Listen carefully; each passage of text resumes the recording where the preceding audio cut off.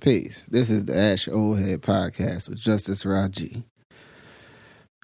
So, as I sit here recording this, I am wrapping up 2019, looking over this year's work and productivity as it pertains to the podcast and the rest of my life in general. And I figured I'd close out the last bit of this year with a little bit of summary and a little bit of foreshadowing and visioning of what will happen in the coming year. I want to start off by thanking all my guests this year, and I'm going to say all their names. So I'm going to go from the most recent to the earliest. So Jordan Thierry, Walter Robinson, Damon Isiah Turner, Larry Lane, Brandon Lee, Lakayana Drury, Kory McDow, Richard Gilliam, Divine Culture, Ralph Evans, Anthony Deloney. Yeah, that's everybody. There's a couple Lost Tapes episodes that you ain't gonna hear that I'm also give them shout out to my good brother Majestic, who you've heard before. Knowledge Build, Knowledge Divine, to my physical big brother Divine. Some bonus shout outs to my moms, because she's my mom, and to the Whiskey Club crew, all of them for their support in the regular life. To some of the other men in my family, Genio, Fred, my grandfather, that's Pop to be grandfather to y'all, Mr. Page to y'all, and that's Mr. with a big M too. Thank you to Copper Consulting, and thank you to you for tuning in. So, a couple things on the process and the reflection on the work of keeping this thing going. Started out the year with postponing the release, although I was recording, of episodes as I was applying for a program and looking to see about opportunities to sort of develop my work in a different way. That didn't work out, and I learned a valuable thing, though, applying to that program for the second time and not being accepted. That's cool. Is one, I designed and started doing this creative project with the thought of that there would be a means to at least make it financially viable to cover its own costs. Without my primary intention with developing that aspect. I think if you go back to the beginning of the released episodes for this year, I mentioned that. But I think that's important to reflect on at this moment, because the couple things that I did set up in the last year are, just in case you don't know, or if you listen and you're like, well, what is he talking about with the Etsy shop or this or that, are the means by which, if you, as a person that enjoys and listens and likes what I'm doing, if you want to support my work, as it were, you want to be a patron of my particular form of art, the tools that you can use to do that, one of those is you can buy a shirt. You buy a shirt or a sweatshirt. Starting now, I have kids' shirts up in the store. Stayed away from kids' shirts for a while because that's the price cost. I felt like I couldn't give a fair value to you. However, life on life terms dictates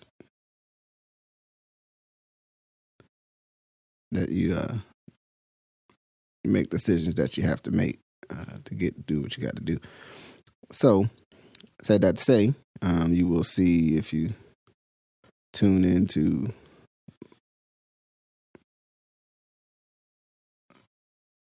my channels over the coming weeks, especially as this episode goes up before the new year, there will be a opportunity to partake of the fabulous art to culture shirts for the young ones in your life, as well as a new sweatshirt design and some other things coming. Some real interesting partnerships coming in Black History Month. Exciting. So you'll see that. But at the most basic level, there's other ways if you want to contribute to the continuance of this creative project and, trying to develop alternative methods of engaging in commerce beyond the typical strains that we use. I will have a functional Patreon button where at the minimum you could put a $5 on it. You can also cash app a brother, Justice Rajee, at the little squiggly jab. You send me an email and I'll tell you where if you want to donate on my behalf. I can give you a whole list of nonprofits and other people where you can put some money down and help somebody else if you believe in what enjoy what I'm doing. So there's that. The other big lesson, though, I came out of the year with that process was thinking about the amount of time it takes to record, edit, process, write the copy, check on equipment, secure space. All those things are things that are used or experienced costs, but they are not costs that are clearly visible when someone is creating. And as I've told you, or I've stated in the past, I started this work because I like to create stuff. I like art. And it means in all forms, from visual, audio, reading, singing, rhyming. Once upon a time, dabbled in that particular world, as stated. I see the value in voices and the voices that I'm trying to capture in this particular vehicle, and some other voices and stories I'm going to capture in a new vehicle that'll be being developed and coming to you probably by the end of 2020. But that type of work, none of this work is sustained without input. And so that's where, I put that cost and time and energy, hopefully with the benefit that those that are listening will get something that is of value. The other thing that process showed me is that in order to be successful, one has to have a plan and a vision. And then, so with the plan and the vision, then there's an understanding of how they will become successful by walking that plan and adhering to that vision. And one of the regular things I see in the culture right now, especially as it pertains to Black men, is emphasis and energy around entrepreneurship, which largely I think is positive and healthy. However, similar to other vehicles by which one can be caught in a dream and caught in a fantasy about what will actually happen or what will occur, or at least at a minimum detached from a bit of actual, reality, is sort of the vision or the idea that entrepreneurship in and of itself is an end that doesn't require definition, detail, and the dynamics that show, what will it create or what will it make real, what will it make born. And, there's a place for the motivational aspect where someone is telling you how they started their business or how they focus on it. And I work 70-hour weeks, and all of that stuff becomes a whole lot of chest pounding. That's cool. But I also see a fair amount of similar to the world of the multi-level marketing and your old school, just plain old Ponzi schemes like your Bernie Madoff type time, where it appears that people are selling you the dream of the success without any of the details about the process of success. And it's very easy to be in love and magnetized to the dream of success without the actual experience of success.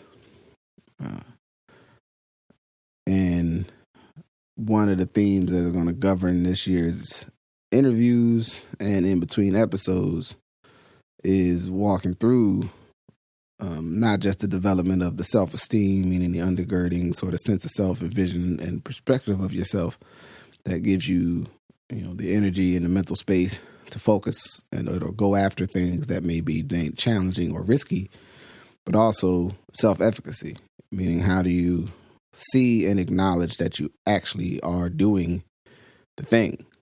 Self-efficacy is what's required for self-esteem to not just be a temporary pump-ups, like taking a pre-workout, getting your heart rate all pumped up and your body hot, and then you go to the gym and do a bullshit 15-minute workout. But because you was all pumped up, you feel like you did a good workout, but you actually didn't do a good workout. You did a whack workout. You had poor technique. You had poor focus. You didn't have an end goal. You didn't push yourself in any way. You didn't have a plan, because any good workout should be a part of a plan of workouts, not just working out randomly, right? So learning, understanding what those two things are, how those concepts connect, how those things show up in our decision-making, how the lack of self-efficacy contributes to the learned helplessness that often still, unfortunately, plagues our community. That still shows up in the way we respond to challenges, how we internally process solutions, what we argue and or ask for from authorities or other places of power, how we show up, what intentions we think others already have for us. Often those, in my perspective, those things show up. And therefore, I'm going to make a concerted effort this year to engage that concept, get folks to talk about how they showed themselves what they were capable of, not just how they felt or, the pelts on the wall, so to speak, but actually what were the things where you realized you were doing things that were effective. When did you become aware that you were doing things that were effective? Who helped you? Somebody pointed out to you, said, man, you're doing good work over there. Or was it some other form? Did you just return the profit and say, man, look at this wad of cash in my hands. I'm doing a great job. Whatever have you. So that's, part of one of my landing points for the year. Also, though, this coming year, I want to do a little bit more of, and I think I've said this before, maybe I haven't. I don't remember everything I say. That's not my job. However, I'm going to share a little bit of something that's, in my own world that I'm working on, which is moving forward and developing my capoeira skills. It's something that I enjoy and I've adopted and going on about 3 years of engaging, but I don't really feel like at this point that I've broken through the conceptual sort of bubble of having a deep understanding of what I'm actually doing, how hard I'm pushing myself, am I making the strides that I need? I have a knee thing that is weird. It's more discomforting than destructive, but I think a part of its persistence has been a lack of follow through on my part to help it recover in the way that it needs to. So I'm going to be working on it, and I'm going to bring you on that journey with me. You can choose to listen or not to listen. As everything I say, you can choose to accept or reject. That's your choice. So there'll be that. Then further, there'll be interviews. I'm at around 45 person to person. And actually, I have over 50 total. I got a couple that didn't make the cut this year. That got damaged and some other things. But the goal for 2020 is to get as close to 100 as I can. It's a lofty goal for 1 year, but I think with focus, commitment, and the assertive action, I definitely can get 20. And if I can get 20, then I can get 40. we'll see.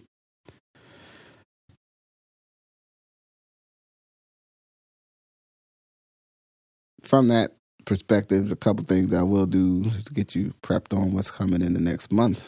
I'm going to be actually 2 episodes that came out that I put out last year that I think sort of ended up falling in sort of a disjointed place. They weren't really in the stream of when the other episodes were released. So I'm going to rebroadcast both of those episodes. I'm going to also pull one of my oldie but goodies from the early years of the podcast back up to highlight that in January. And then I'm going to start getting you ready. I'm going to give you can walk with me on my capoeira journey. That'll be something short every week. And then a little bit more, you're going to get a little bit more of the male to man, one-on-ones of just me and my thoughts. Because it's my podcast, I can do what I want. That's how podcasts work, in case you didn't know. In other news, though, something that would be useful for me if you're listening is via any of the vehicles that I use to send information out, is to send me some feedback. I'm going to get a survey up in the first, right there on the first, to things that you're interested in, things you're curious about. What do you think of the podcast? What things would you like to see or hear more of? And what things you'd like to see or hear less of. No promise that any of your particular requests will be met, so to speak, but your input matters, and it helps me to shape what I will focus on and what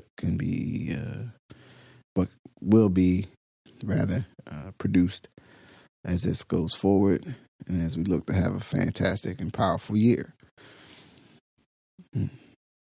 Yeah, so I think that is, looking at the facts and circumstances, I think that might be it for this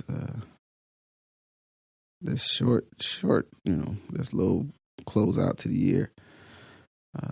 So I'm going to prepare to shut her down.